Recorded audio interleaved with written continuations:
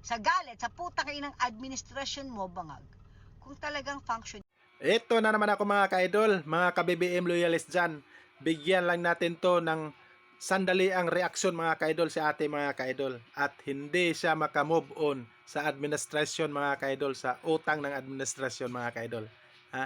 Alam mo ate, huwag kang magmura. Una sa lahat, huwag kang magmura sa mahal naming Pangulo.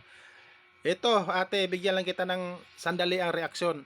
Yung utang sa administrasyon ate, galing po yan kay Digong. Ha? Galing po yan kay Digong, yung utang sa bansa natin. Ha? Pasalamat nga kayo. Yung bansa natin, unti-unting nawawala ang utang dahil ni Bongbong Marcos. Ha? Huwag kang tanga, huwag kang bobo, huwag kang mangmang. Ha? Ate ha? Ha?